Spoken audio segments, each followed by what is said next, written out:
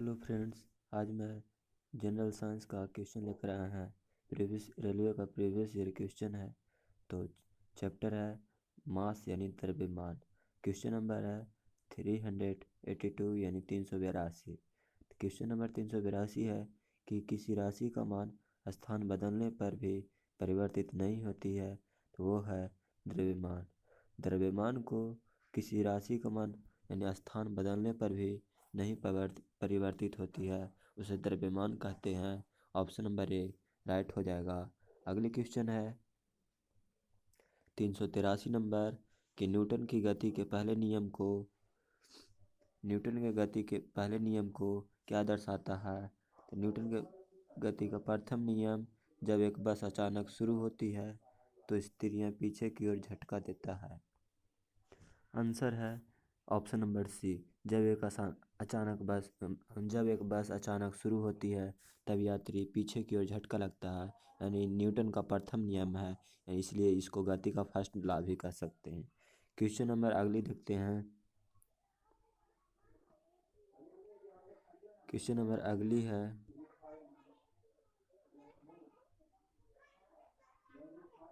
378 number कि किसी वस्तु के मुक्त रूप से गिरने के दौरान निम्नलिखित में से कि कौन सी ऊर्जा रास्ते में किसी एक बिंदु पर बढ़ जाती है, उससे हम कौन सी ऊर्जा कहते हैं। तो उससे हम गतिज ऊर्जा कहते हैं। क्वेश्चन कह रहा कि किसी वस्तु की मुक्त रूप से गिरने के दौरान निम्नलिखित में से कौन सी ऊर्जा रास्ते में किसी एक बिंदु पर बढ़ जाती है, तो उसे हम गतिज ऊर्जा कहते हैं। इसलिए option number B right answer हो जाएगा। अगली क्वेश्चन है 379 नंबर 379 नंबर का क्वेश्चन है कि किसी बंदूक से बुलेट दागे जाने पर बुलेट की गतिज ऊर्जा बंदूक की तुलना में अधिक हो जाएगा, यानी ऑप्शन नंबर सी राइट हो जाएगा। अगले क्वेश्चन है 380 नंबर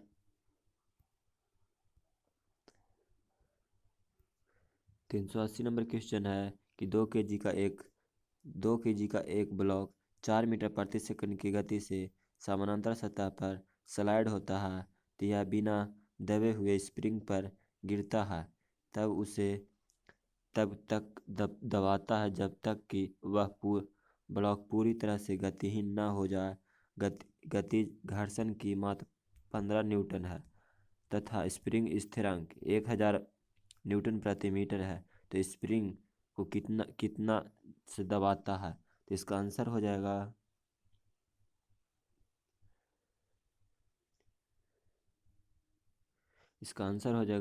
5.5 सेंटीमीटर, यानी ऑप्शन नंबर डी राइट हो जाएगा। अगली क्वेश्चन है 381 नंबर कि ऊर्जा का वह रूप कौन सा है जो एक साइकिल को चलाते समय उत्पन्न नहीं होती है, उसे हम रासायनिक ऊर्जा नहीं कहते हैं, यानी रासायनिक ऊर्जा उत्पन्न नहीं होती है। इसलिए ऑप्शन नंबर ए राइट हो जाएगा। तो ऊर्जा कौन सी उत्पन्न होती है, तो यांत्रिक ऊर्जा उत्पन्न होती है, ऊष्मा ऊर्जा और गतिज ऊर्जा उत्पन्न होती है। अगली क्वेश्चन है 382 नंबर 382 नंबर कह रहा कि ये क्वेश्चन बता दिया था, इसलिए फिर से बता रहा है। तो 382 नंबर है कि किसी राशि का मान स्थान बदलने पर भी परिवर्तित नहीं होती है, तो ऑप्शन नंबर ए द्रव्यमान राइट आंसर हो जाएगा। इसलिए द्रव्यमान फर्स्ट नंबर है। अगले क्वेश्चन 383 नंबर है कि निम्नलिखित में से कौन सा उदाहरण न्यूटन के फर्स्ट लॉ का है।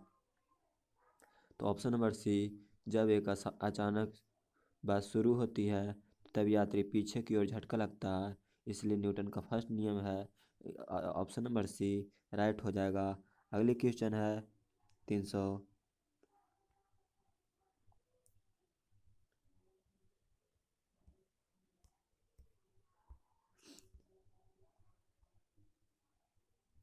384 नंबर है कि कौन सा एक इस समूह से संबंधित नहीं है। तो कौन सा एक इस समूह से संबंधित नहीं है, तो देखते हैं कि गति है, समय है, द्रव्यमान है, त्वरण है। तो ऑप्शन नंबर सी द्रव्यमान राइट हो जाएगा, क्योंकि गति, समय और त्वरण एक दूसरे से रिलेटेड है, द्रव्यमान सिर्फ अलग है, इसलिए ऑप्शन नंबर सी राइट हो जाएगा। अगले क्वेश्चन है 385 नंबर कि किसी वस्तु का जड़त्व मापने की इकाई क्या कहलाती है? तो द्रव्यमान कहलाती है, यानी किसी वस्तु का जड़त्व मापने की इकाई द्रव्यमान कहलाती है। ऑप्शन नंबर ए राइट हो जाएगा। अगली क्वेश्चन 386 नंबर है कि यदि हम पेड़ की शाखा को तेजी से हिलाएं तो कुछ पत्तियां पेड़ से अलग हो जाती है, यह किसका कारण है? तो यह जड़त्व का कारण होता है। ऑप्शन नंबर सी राइट हो जाएगा। अगली क्वेश्चन है 387 नंबर कि किसी वस्तु के द्रव्यमान का मापन किसका मापन कहलाता है? तो जड़त्व का मापन कहलाता है। ऑप्शन नंबर बी राइट हो जाएगा। अगली क्वेश्चन है 388 नंबर कि बल का समीकरण यानी एफ बराबर क्या होता है? तो एफ बराबर एम में होता है, यानी द्रव्यमान गुना वेग होता है, यानी एफ बराबर, इसलिए ऑप्शन नंबर ए राइट हो जाएगा। अगले क्वेश्चन है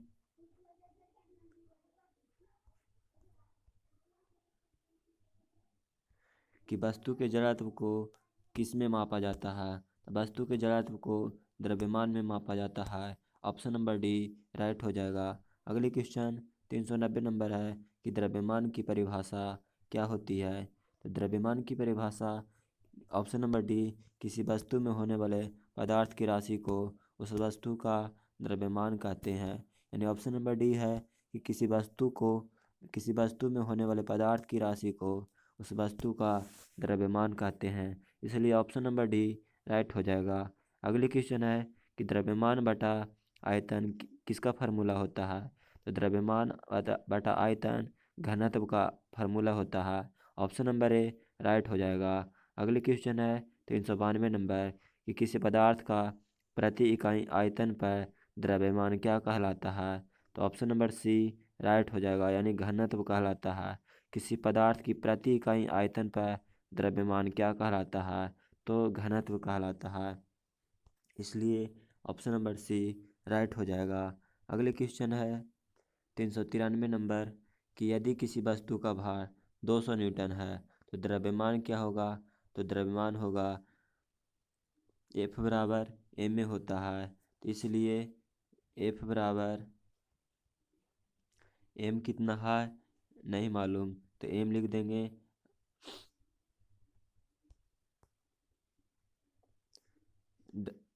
क्या पूछ रहा है? द्रव्यमान पूछ रहा है, तो द्रव्यमान पूछ रहा है तो इसका केजी में आंसर होगा, यानी केजी में कौन सा ऑप्शन है? तो ऑप्शन नंबर डी राइट हो जाएगा, इसलिए ऑप्शन नंबर डी राइट हो जाएगा। तो क्यों होगा तो देखते हैं।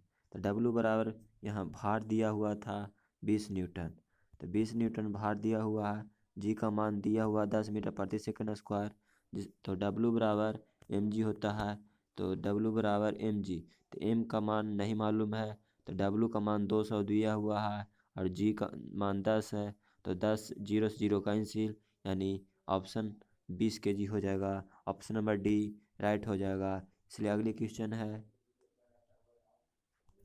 कि बल बटा त्वरण क्या होता है? तो बल बटा त्वरण द्रव्यमान कहलाता है। ऑप्शन नंबर सी राइट हो जाएगा। अगली क्वेश्चन है 395 नंबर कि निम्नलिखित में से कौन सा त्वरण के मान के गुरुत्व के कारण प्रभावित नहीं होता है? तो द्रव्यमान गुरुत्व के कारण प्रभावित नहीं होता है। ऑप्शन नंबर ए राइट हो जाएगा। अगले क्वेश्चन है 396 नंबर कि 450 न्यूटन भार वाली लड़की का द्रव्यमान क्या होगा?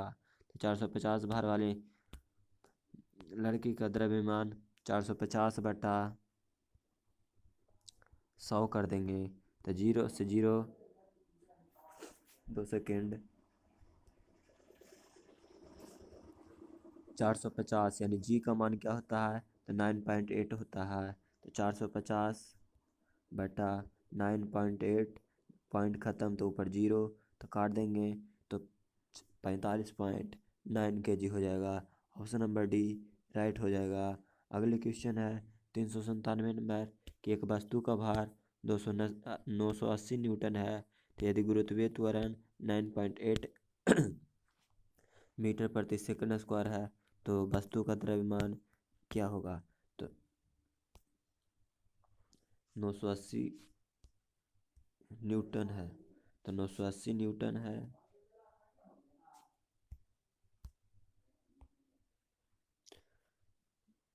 2 सेकेंड।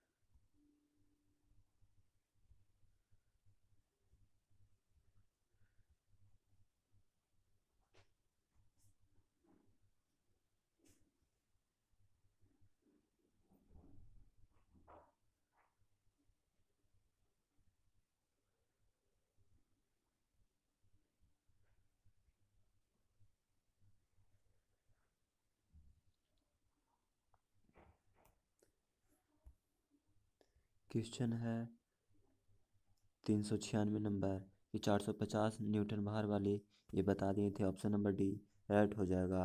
अगले क्वेश्चन है 397 नंबर कि 980 न्यूटन, ये भी बता दिए थे। नहीं, ये नहीं बताए थे। तो 980 न्यूटन है वस्तु का भार। तो 980 न्यूटन गुरुत्वीय त्वरण 9.8 न्यूटन है। तो 980 बटा 9.8 यानी पॉइंट ऊपर चल जाएगा 10। तो 98 से 98 खत्म। तो द्रव्यमान हो जाएगा 100 kg। इसलिए ऑप्शन नंबर ए राइट हो जाएगा। अगले क्वेश्चन है 398 नंबर कि किसी ऑब्जेक्ट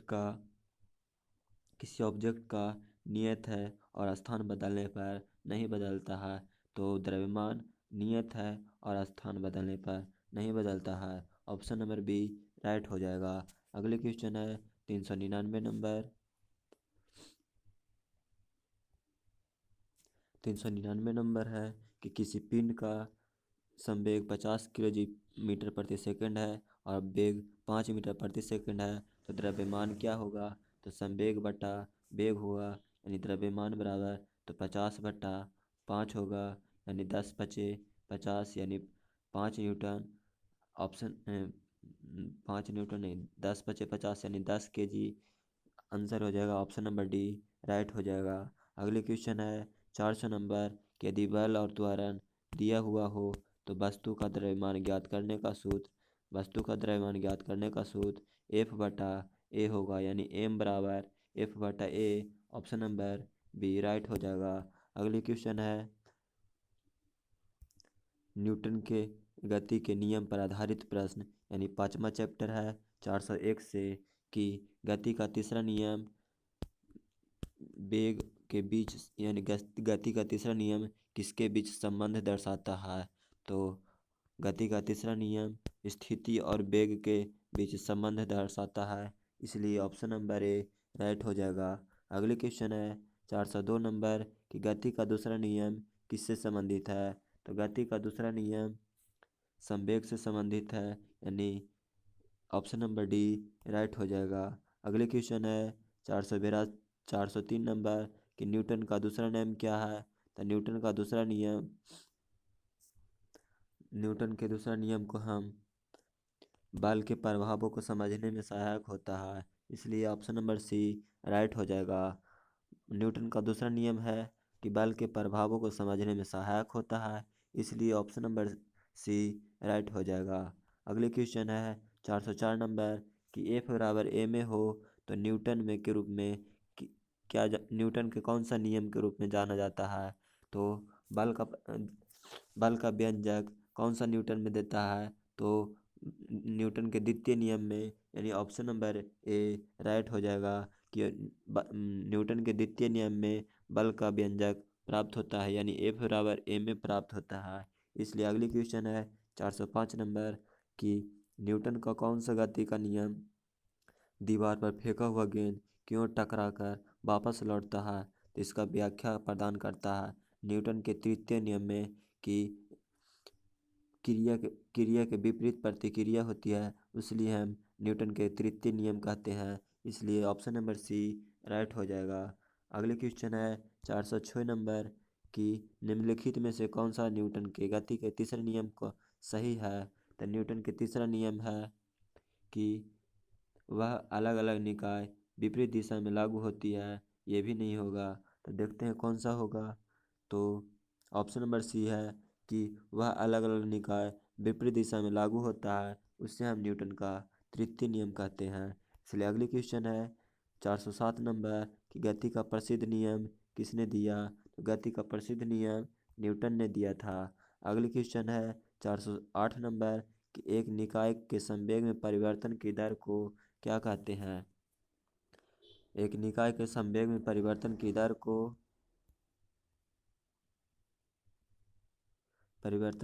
को संवेग में परिवर्तन की दर को लगने वाले बल की दिशा के समानुपाती होती है। इसलिए ऑप्शन नंबर बी राइट हो जाएगा। अगले क्वेश्चन है 409 नंबर कि गति का द्वितीय नियम दर्शाता है। तो गति का द्वितीय नियम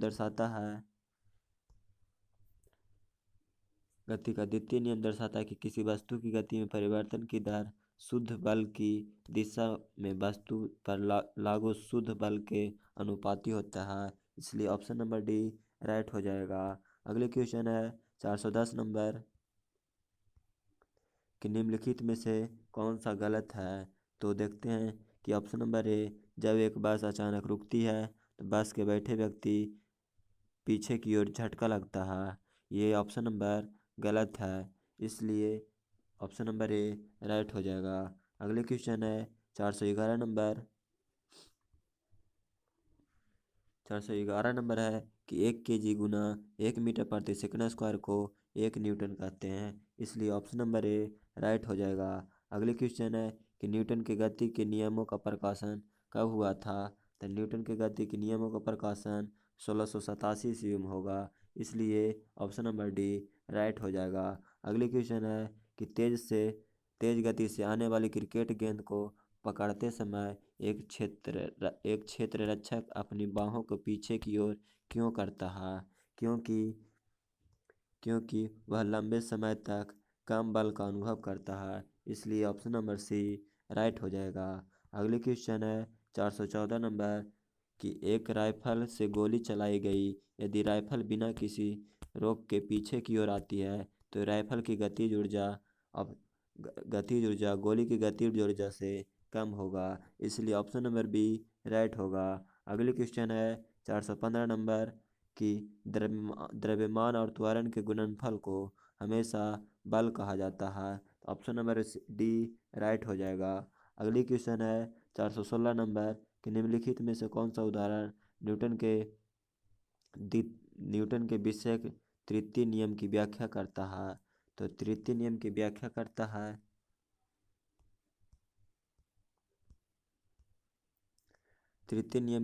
करता है न्यूटन के विषय तृतीय नियम की यदि कोई वस्तु किसी दूसरी वस्तु पर बल लगाती है तो दूसरी वस्तु भी पहली वस्तु पर उतना ही विपरीत दिशा में बल लगाती है। वही न्यूटन का तृतीय नियम का है। इसलिए ऑप्शन नंबर ए राइट हो जाएगा। अगले क्वेश्चन है 417 नंबर जब एक नाविक आगे की दिशा में कूदता है तब नाव पीछे की तरफ हट जाती है। यह न्यूटन का तृतीय नियम है। इसलिए ऑप्शन नंबर सी राइट हो जाएगा। अगले क्वेश्चन है 418 नंबर कि रॉकेट लॉन्चिंग में कौन सा नियम का प्रयोग होता है। तो न्यूटन का तृतीय नियम का प्रयोग होता है। 419 नंबर है कि दोनों वस्तुओं के मध्य का बल हमेशा बराबर और विपरीत होता है। यह विचार न्यूटन के किस नियम पर होगा। तो न्यूटन के गति का तीसरा नियम पर होगा। इसलिए ऑप्शन नंबर ए राइट होगा। अगले क्वेश्चन है 420 नंबर कि जब एक स्थिर बस चलना प्रारंभ करती है तो उसमें खड़े व्यक्ति पीछे की दिशा की ओर गिर जाते हैं। यह न्यूटन के प्रथम नियम का उदाहरण है। इसलिए आज यहीं तक, कल 421 से 450 तक अगली क्लास में करेंगे। आज बस इतना ही तक। Thank you, bye bye.